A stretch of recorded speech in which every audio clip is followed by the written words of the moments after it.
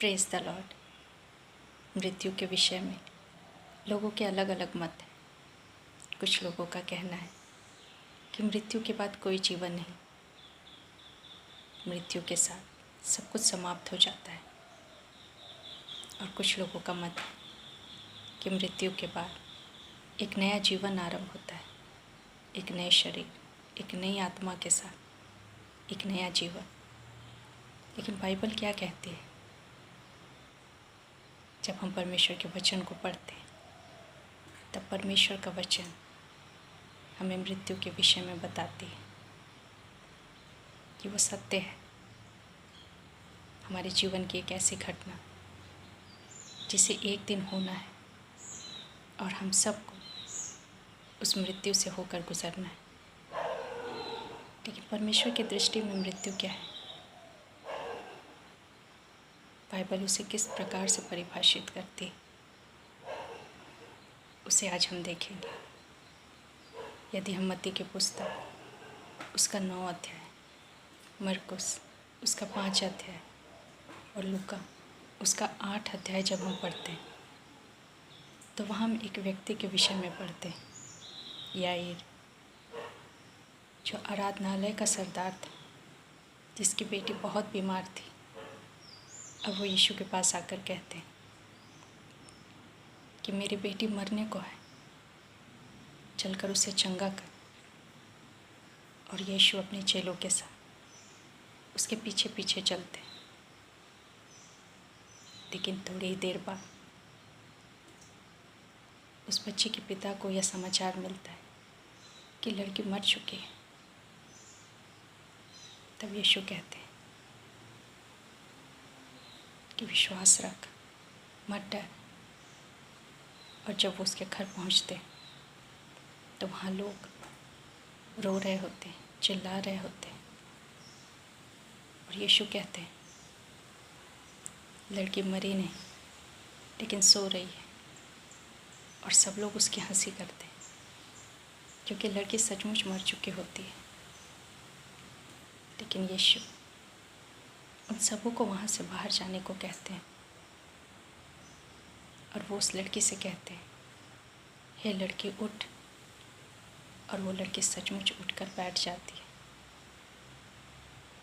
इस घटना से हम ये समझ में आता है हमें कि जो मृत्यु है वो परमेश्वर की दृष्टि नींद है, एक ऐसी नींद जिसके बाद व्यक्ति फिर से जाग उठता है। इन सारे अध्यायों को जब हम पढ़ते हैं तो यीशु इस बात को प्रकट करते हैं कि मृत्यु अंत नहीं है, लेकिन इसके बाद फिर से हम जागते हैं। लेकिन जीवन वही होता है जिस प्रकार से जब हम सोते हैं और उसके बाद जब हम उठते हैं तो हम नए मनुष्य नहीं होते, हम वही मनुष्य होते हैं। और हमने जो कुछ भी किया होता है पिछले दिनों में, जो कुछ भी बातें हमारे साथ होती हैं, जो कुछ भी घटती हैं, वो नींद से जागने के बाद बदल नहीं जाती, लेकिन वो हमारे साथ हो लेती हैं। जब हम यूहन्ना की पुस्तक को पढ़ते हैं उसका 11 अध्याय, तो वहाँ पे हम लाजर के विषय में पढ़ते हैं। लाजर जिसे मरे हुए 4 दिन हो चुके थे। उसकी बहनों ने जब यीशु के पास संदेश भेजा कि लाजर बीमार है, तब यीशु 2 दिन और वहाँ रुक गए जिस स्थान पर वो थे। और उन्होंने कहा यह बीमारी मृत्यु की नहीं, लेकिन परमेश्वर की महिमा के लिए। और आत्मा में यह बात जानकर कि लाजर मर चुका है, वो अपने चेलों से कहता है कि लाजर सो गया है, अब उसे जगाने का समय है। तब उसके चेले सोचते हैं कि यीशु मसीह उसके नींद से जागने के विषय में कह रहे हैं। और वो यीशु से कहते हैं कि यदि वो सो रहा है तो वो स्वस्थ हो जाएगा, क्योंकि वो तो बीमार है। लेकिन यीशु उनसे साफ साफ कह देते हैं कि लाजर मर चुका है। यीशु की दृष्टि में मृत्यु एक नींद है,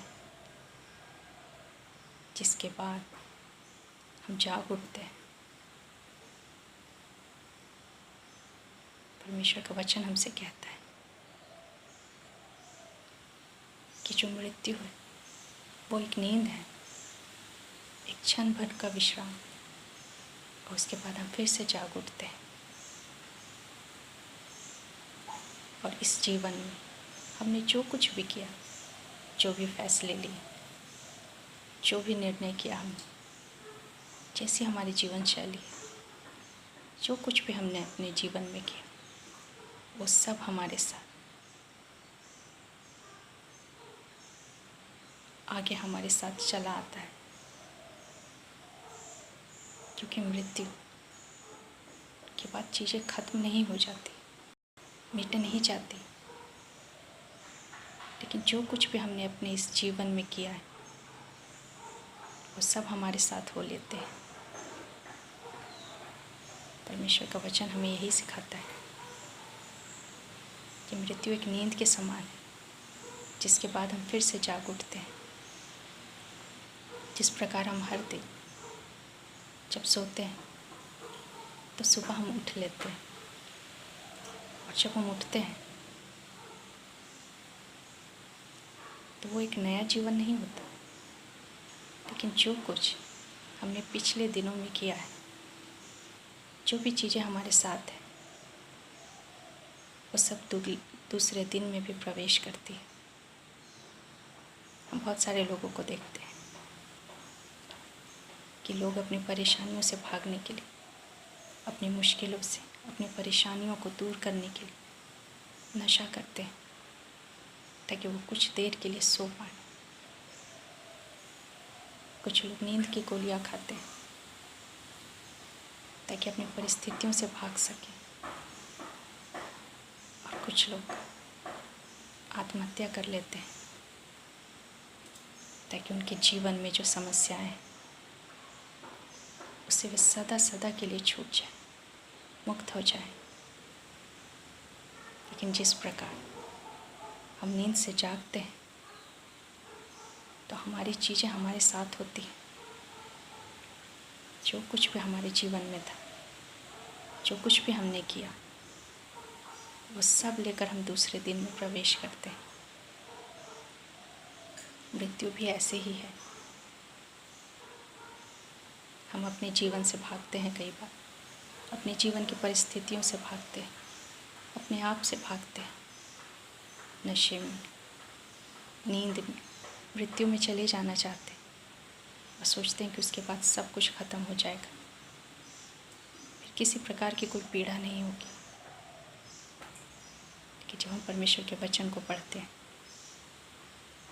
तो वो हमें साफ साफ बताता है कि मृत्यु अंत नहीं है, लेकिन वो एक नया आरंभ है। लेकिन जो कुछ हम कमाते हैं अपने कार्यों के द्वारा, जो कुछ हम बोते हैं, जैसा भी जीवन हम जीते हैं, जो भी फैसले हम लेते हैं, निर्णय करते हैं, वो सब उस नींद के बाद जब हम जागते हैं तो हमारे साथ होते हैं।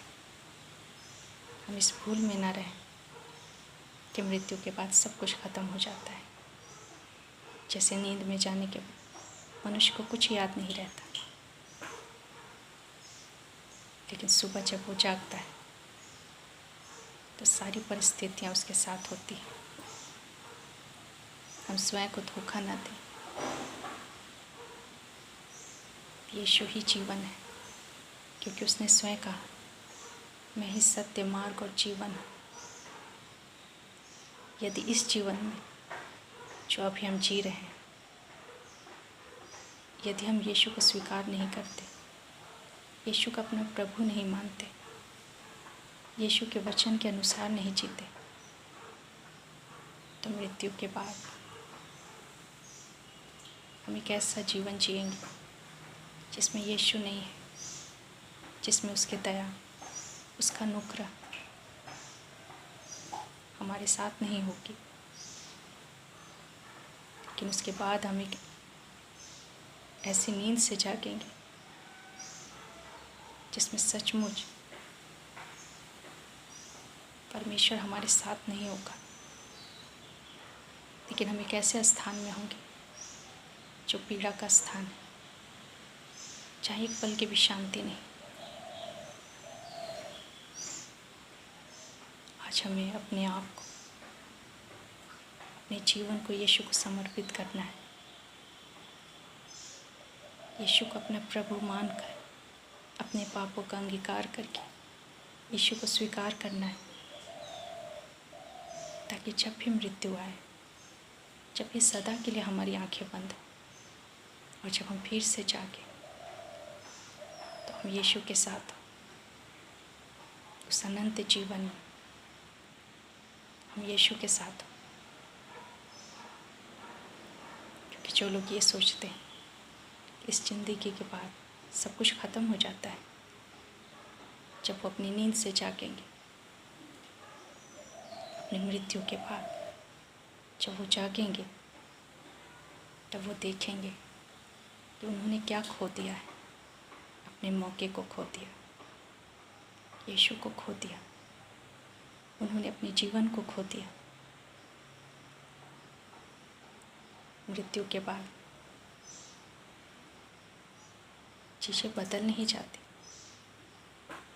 लेकिन जो कुछ हमने इस जीवन में कमाया है, जो कुछ हमने अपने जीवन में किया है, उसका परिणाम, उसका फल,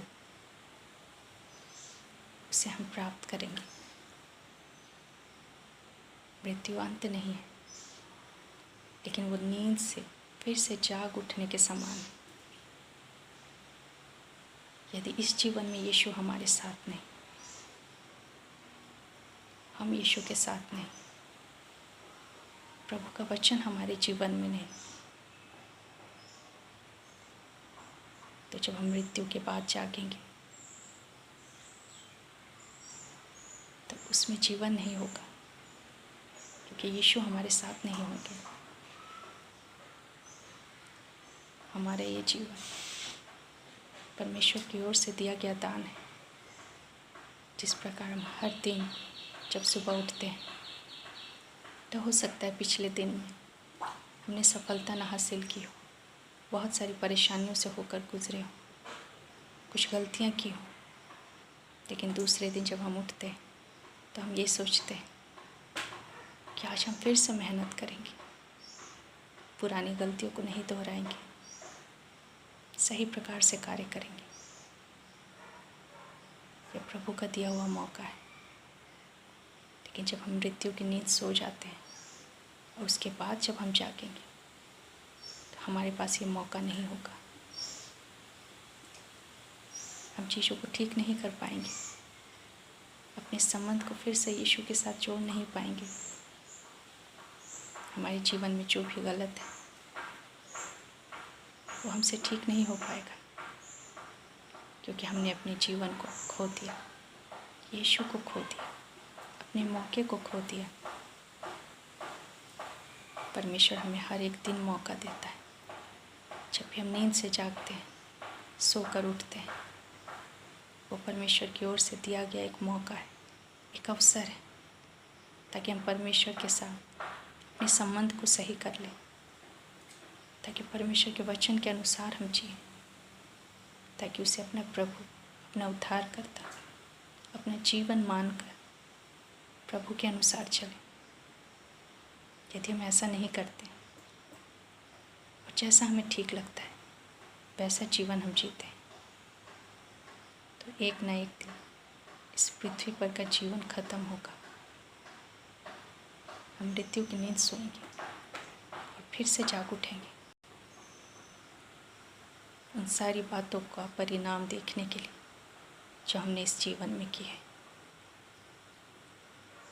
मृत्यु एक नींद है जिसके बाद हर एक को जागना है और परमेश्वर का सामना करना है, उसके न्याय का सामना करना है। जो कुछ हमने इस पृथ्वी पर बोया है, कमाया है, उस सब का प्रतिफल हमें मिलेगा। इसलिए उस नींद से पहले हम अपने कार्यों को ठीक कर लें, प्रभु के साथ अपने संबंध को सही कर लें। हर एक बात जो हमारे जीवन में बिगड़ी हुई है उसे प्रभु के अनुग्रह से ठीक करने का प्रयास करें, ताकि जब हम सदा के लिए सो जाएं और उसके बाद हमारी आंखें खुलें तो हम जीवन के साथ, यीशु के साथ, अपने परमेश्वर के साथ, परमेश्वर इस वचन के द्वारा हम सबों को बहुतायत से आशीष दे। धन्यवाद।